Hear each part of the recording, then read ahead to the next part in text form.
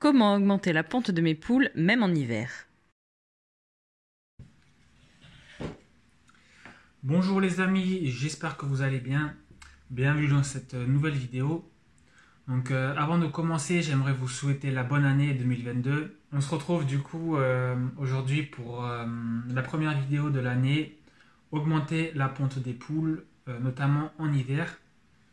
Donc voilà, une vidéo un petit peu différente que d'habitude parce que j'ai décidé de me poser face cam et de papoter un peu en vous expliquant un petit peu mon retour d'expérience concernant ce sujet et puis aussi vous apporter également du contenu avec les éléments que j'ai pu trouver dans des livres ou sur internet parce que bon bien sûr tout ce qui est microferme ça fait quand même quelques années maintenant qu'on lit ça, qu'on voit ça sur YouTube, qu'on pratique un petit peu nous-mêmes. Donc voilà, je me permets de faire une petite vidéo pas tuto, mais une vidéo, voilà, un petit retour d'expérience et quelques astuces qui peuvent vous aider.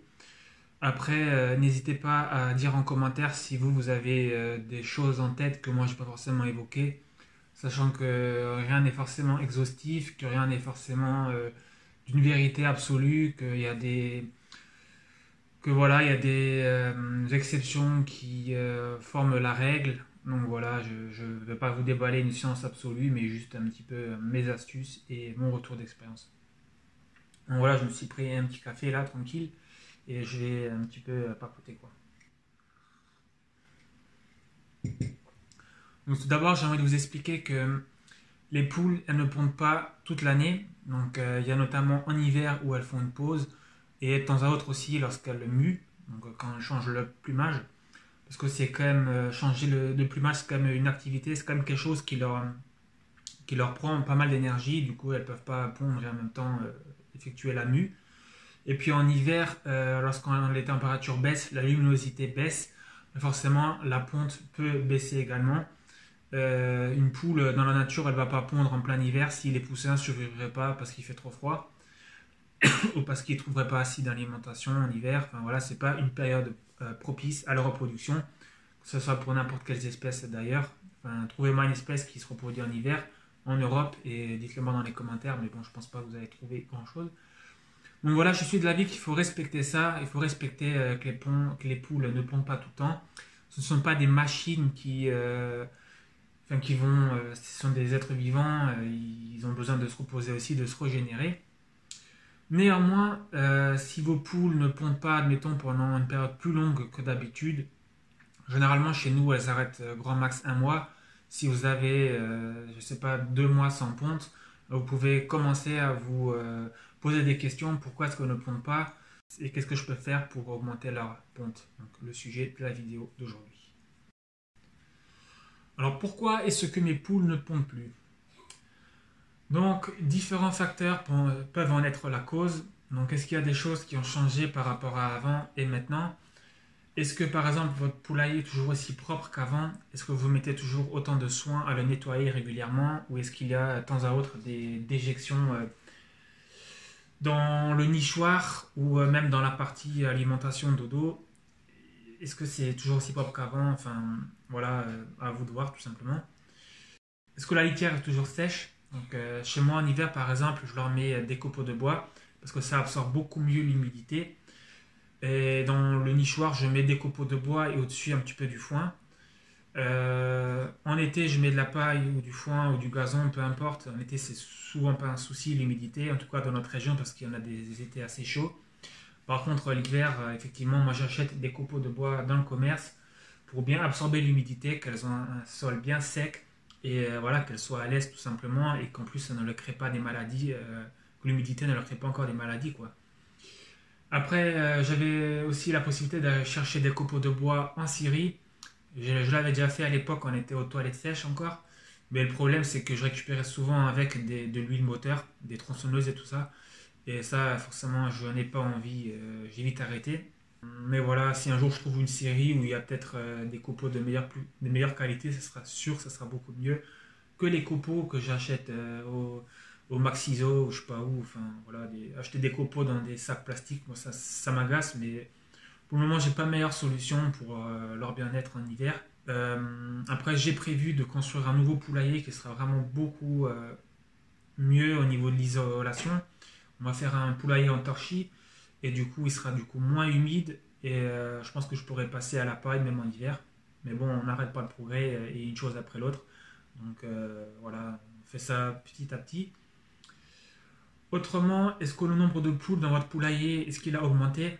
Donc si maintenant vous rajoutez des poules, ça crée déjà un stress parce qu'il y a une nouvelle hiérarchie qui va se créer, il faut que les nouvelles poules s'intègrent ou ne s'intègrent pas.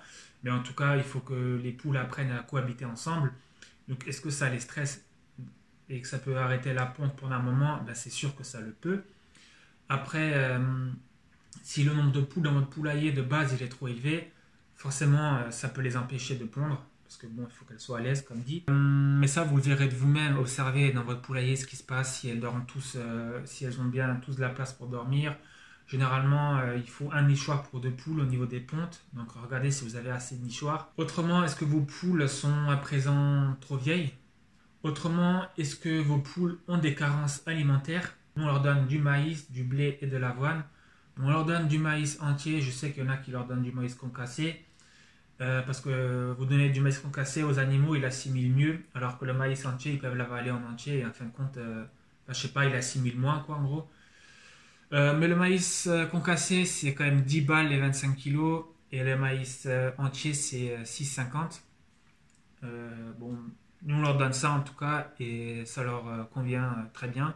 Sachant qu'elles pâturent sur 3000 mètres carrés et qu'elles ont énormément d'herbes à grignoter, enfin toutes sortes d'herbes, hein, pissenlit, ortie, herbes, machin. Et elles ont énormément de verre, surtout là en hiver, la terre argileuse, elle garde bien l'eau.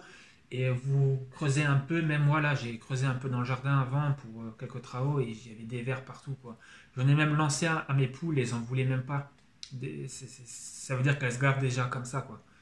Et après, bien sûr, il y a les restes alimentaires que vous donnez aux poules qui complémentent leur alimentation, donc le reste de légumes, si vous avez du poisson de temps à autre. Et bien évidemment, toujours de leur donner les coquilles d'œufs pour leur assimilation en calcium.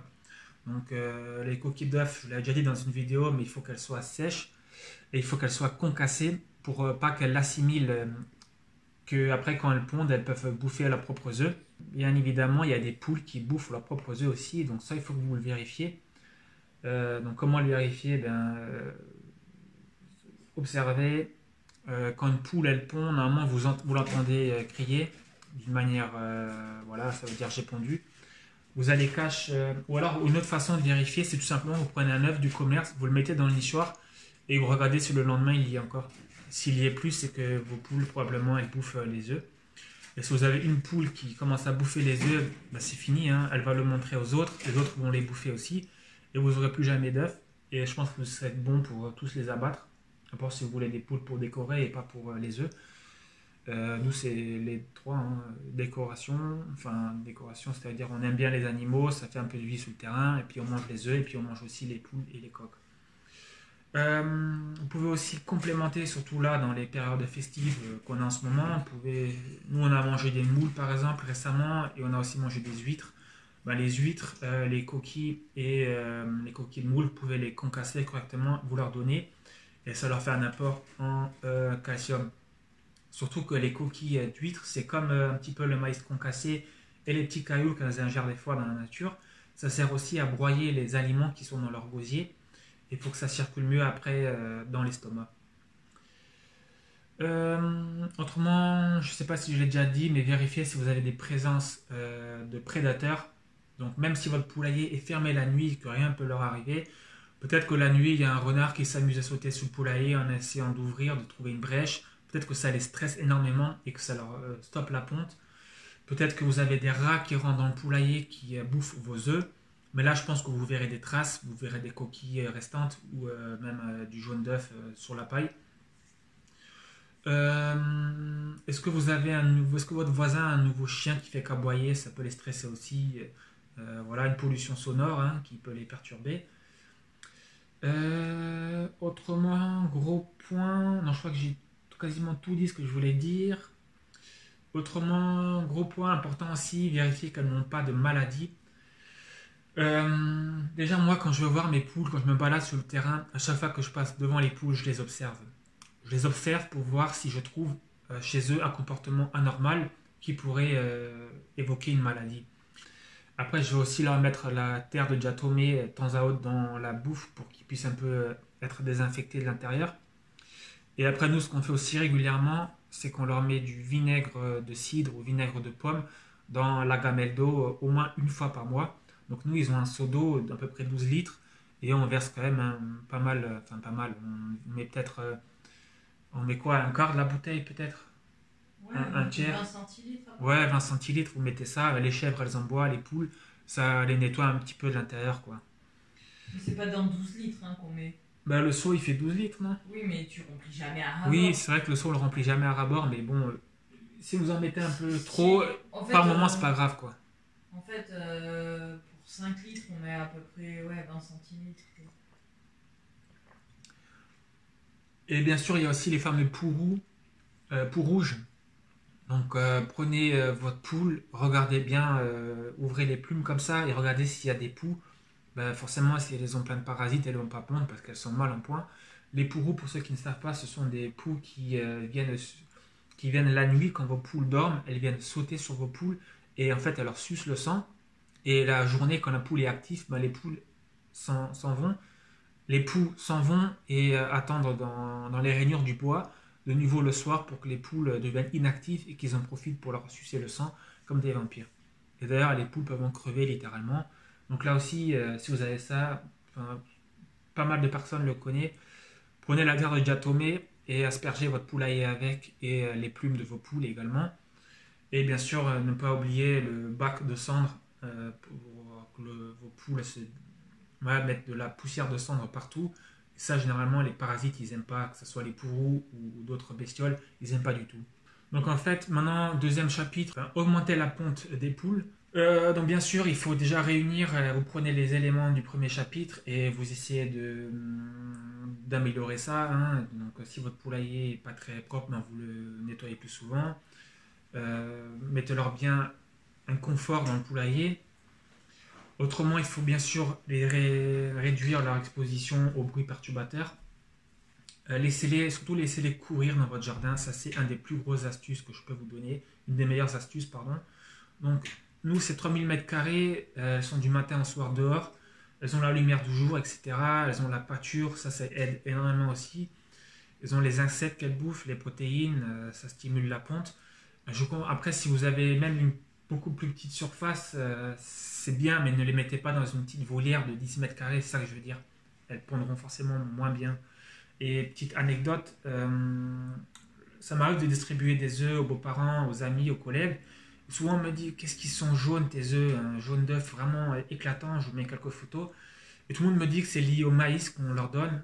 Voilà, j'en suis convaincu que non, et que c'est tout simplement lié au fait qu'elles gambadent toute la journée sur un terrain ouvert, qu'elles ont la luminosité qu'il leur faut et l'apport en protéines qu'elles trouvent sur le terrain. En hiver, du coup, ou dans une autre période où elles ne pondent pas, vous allez vérifier tous les éléments que je vous ai évoqués en amont.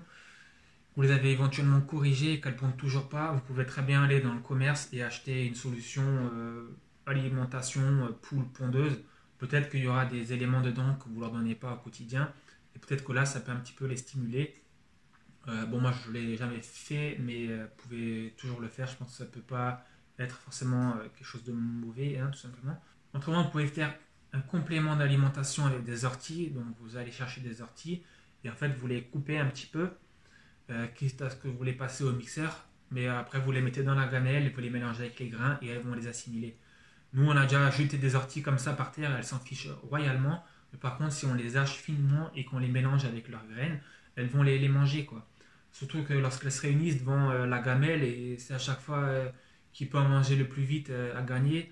Donc, vous mettez des orties, ben, elles vont se précipiter dessus et elles vont l'avaler en deux. Et les orties, ça a plein de vertus. Et c'est également bénéfique pour les poules et pour la stimulation de la ponte. Tu as autre chose à rajouter, Anna? En fait, tu peux mettre aussi du vinaigre de vin rouge dans leur eau. Oui, donc Anna explique qu'on peut aussi mettre du vinaigre de vin rouge dans leur eau si vous n'avez pas de vinaigre de cidre sous la main ou vinaigre de je sais pas quoi. Après, c'est ce qu'on nous avait recommandé, le oui. vinaigre de vin rouge, mais après. Après, bien sûr, on peut pas mettre n'importe quel vinaigre, hein, mais ça va de soi. Hein. On va pas mettre du vinaigre Oui, de ménage balsamique dedans, ou, quoi. Ou les trucs à 10% d'alcool, vous le mettez pas, quoi. Bon, si vous voulez des poules bourrées. Après, faites aussi gaffe si vous voulez, du coup, concernant les maladies éventuelles qu'elles ont. Donc, bien sûr, allez voir sur Internet, il y a pas mal de réponses que vous pouvez trouver vous-même dans un premier temps, ou même dans les bouquins. Regardez ça et c'est pas cette vidéo-là qui va vous donner des éléments de réponse concernant les maladies. Après, ce que je voulais dire, du coup, pour finir, lorsqu'il faut vermifuger vos poules, parce que normalement, il faut le faire aussi une fois par an. Nous, le vermifuge qu'on utilise, si on leur donne, on ne peut pas prélever les œufs pendant un mois. Donc faites gaffe aux médocs que vous leur donnez. Lisez bien la notice. Vous ne pouvez pas consommer vos œufs forcément pour une certaine donnée après. Voilà, c'est ça le dernier truc que je voulais vous dire. Autrement, je pense que globalement, j'ai fait le tour. Petite parenthèse, je ne sais pas si le son de cette vidéo il est très qualitatif, mais Anna et moi, on a investi dans un micro-cravate qu'on attend là actuellement. Du coup, voilà, on va un petit peu investir dans la chaîne pour son beau développement et votre confort voilà, auditif lorsque vous nous écoutez, quoi. Portez-vous bien pour cette année, que du bonheur, bien sûr, la santé avant tout. Et on vous dit à bientôt pour une nouvelle vidéo. Ciao, ciao.